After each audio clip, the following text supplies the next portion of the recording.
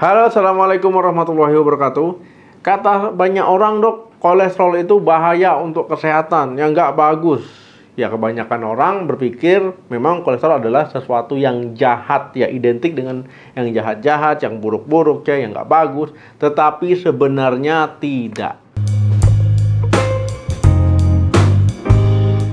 Kolesterol ya dikenal dengan lemak darah ataupun zat lemak.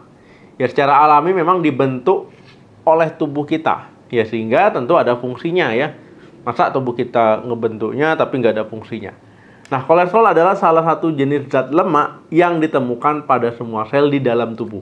Selain terbentuk secara alami, ya zat lemak ini juga ya bisa diperoleh dari makanan yang mengandung kolesterol yang kita konsumsi tentunya ya. Misalkan teman-teman konsumsi kuning telur ya, konsumsi daging, konsumsi apalagi ya, ikan, ya ataupun makanan yang mengandung kolesterol lainnya.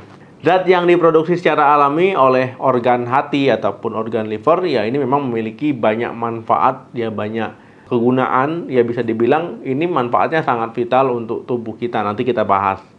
Nah, tubuh ini membutuhkan kolesterol ya untuk menjalankan fungsinya. Ya intinya seperti itu.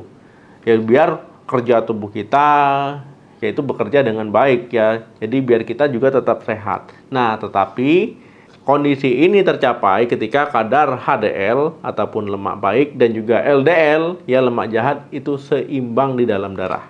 Nah, untuk manfaat kolesterol untuk kesehatan yang pertama membentuk hormon. Kolesterol ini menjadi bahan dasar pembentukan hormon di dalam tubuh ya, khususnya hormon-hormon steroid ya, kemudian juga hormon testosteron ya untuk hormon seks pria ataupun hormon laki-laki, kemudian estrogen dan progesteron ya hormonnya wanita.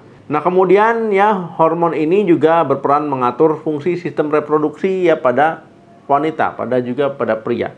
Nah, hormon kortisol, kemudian aldosteron, ini juga keduanya berfungsi untuk mengatur tekanan darah, kemudian respon stres dan juga menjaga keseimbangan elektrolit tubuh. Jadi memang bahan dasar untuk pembentukan hormon ya ini kolesterol. Yang kedua, melindungi sel. Nah, teman-teman ya setiap sel di dalam tubuh kita memiliki lapisan terluarnya. Nah, ini tujuannya untuk pelindung. Yang salah satunya terdiri dari kolesterol. Jadi teman-teman ya kolesterol ini memang ideal ya sebagai pelindung sel tubuh kita ya supaya jaringan organ tubuh kita ini bisa berfungsi dengan optimal. Yang ketiga, menjaga fungsi otak. Nah, teman-teman ya ada studi yang mengatakan bahwa otak mengandung ya kadar kolesterol tertinggi yang itu mencakup sekitar 20% dari kolesterol di seluruh tubuh kita. Nah, dalam otak zat lemak ini ataupun lemak darah ini bermanfaat untuk memperlancar sambungan antar saraf. Nah, yang mengatur berbagai fungsi otak. Terutama ini untuk fungsi mengingat. Nah, jadi ya kolesterol juga bermanfaat untuk otak kita. Nah, yang keempat, membantu produksi vitamin D. Nah, teman-teman, tubuh kita secara alami ini memproduksi vitamin D saat terkena sinar matahari.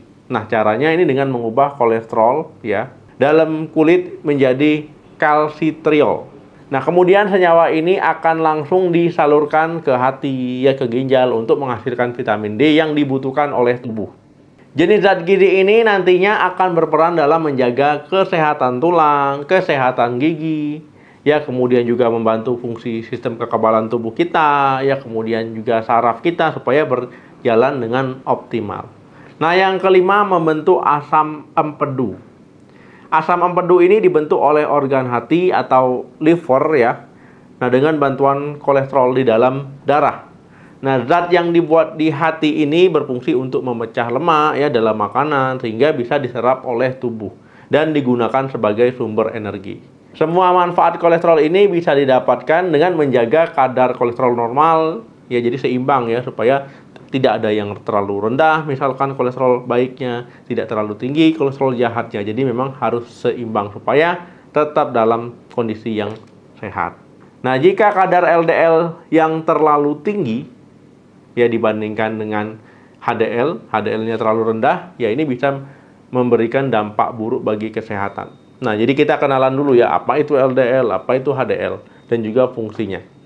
Nah, yang pertama itu HDL, atau High Density Lipoprotein, dikenal dengan lemak baik. Nah, HDL ya atau kolesterol baik, ketika dia tinggi di dalam aliran darah, nah ini berarti pertanda kalau seandainya kadar kolesterol di dalam tubuh kita secara keseluruhan yaitu bisa terbilang normal. Nah, HDL ini akan mengambil ya kelebihan LDL ataupun kolesterol jahat dan mengeluarkan dari tubuh. Ya dengan kata lain ya, HDL ini membantu tubuh kita supaya tetap dalam kondisi yang sehat. Ya supaya kolesterol tetap normal ya secara keseluruhan. Inilah sebabnya kalau HDL ataupun lemak baik ya tinggi di dalam tubuh kita, di dalam darah kita, ini membuat kita terhindar dari berbagai penyakit ya, misalkan penyakit jantung koroner ya, penyakit stroke. Nah, kemudian yang kedua itu LDL, low density lipoprotein atau lebih dikenal dengan lemak jahat. Nah, teman-teman, kalau ya misalkan teman-teman LDL-nya ini tinggi, ya ini nggak bagus ya, artinya ya ini bisa meningkatkan resiko penyakit. Karena teman-teman ya, kalau seandainya lemak jahat, kolesterol jahat ini tinggi, dapat menyebabkan penumpukan pada pembuluh darah teman-teman. Ya kalau seandainya jumlahnya terlalu berlebihan. Nah, penumpukan zat lemak ini ya bisa mempersempit pembuluh darah, akhirnya pembuluh darah yang tadinya misalkan ukurannya segini ya, nah ini bisa lebih kecil ya, bisa menyempit. Nah, ini akhirnya bisa menghambat aliran darah misalkan ke jantung ya, bisa terjadi penyumbatan, bisa kena serangan jantung ya ataupun jantung koroner. Kalau seandainya di otak ya ini bisa mengalami stroke ya akhirnya. Nah, jadi kadar LDL yang lebih ini bisa menyebabkan masalah kesehatan baik jantung maupun otak. Makanya tetap untuk dalam kondisi ataupun keadaan yang normal. Yang ketiga, trigliserida. Nah, teman-teman, trigliserida ini bukan salah satu jenis kolesterol ya, tetapi trigliserida ini merupakan zat lemak juga yang paling banyak ditemukan di dalam tubuh kita. Nah, kalau seandainya di teman-teman waktu dicek trigliseridanya tinggi ya, kemudian ataupun di atas normal ya, lemak jahatnya tinggi, kemudian lemak baiknya HDL ini rendah. Nah, ini teman-teman ya berpotensi meningkatkan risiko ya mengalami masalah penyumbatan pembuluh darah, misalkan jantung ya, serangan jantung, kemudian di otak itu bisa stroke.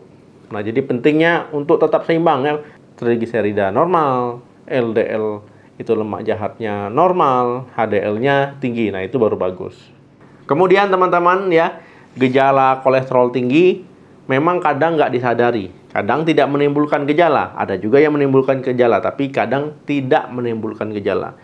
Gimana caranya kita tahu supaya tidak mengalami resiko kolesterol tinggi, dok? Nah, untuk tahunya memang kita harus mengecek ya kadar kolesterol kita, LDL, HDL, trigliserida, ya kemudian lemak totalnya, yaitu biar tahu ya normal, rendah, ataupun tinggi, yaitu memang harus dicek ya, dicek di darah kita. Nah, jadi teman-teman ya penting ya untuk mengecek kolesterol ya secara rutin. Misalkan kalau ada riwayat kolesterol di keluarga ya 1 tahun sekali ya. Kalau seandainya nggak ada ya usia 20-an ke atas ya ini disarankan untuk ngecek kolesterol 4-6 tahun sekali kalau tidak ada faktor risiko. Tapi kalau seandainya ada riwayat ya lebih baik lebih rutin. Oke teman-teman, ya terima kasih yang sudah menonton video sampai habis. Jadi kesimpulannya kolesterol itu memang dihasilkan di tubuh kita, memang bermanfaat, tapi kalau kadarnya seimbang. Tapi kalau kadarnya lebih, ya enggak ya, kecuali kolesterol baik. Sampai ketemu lagi di video saya selanjutnya. Jangan lupa di like, ya, di share video ini, di subscribe channel ini. Sampai ketemu lagi, salam sehat, sampai jumpa.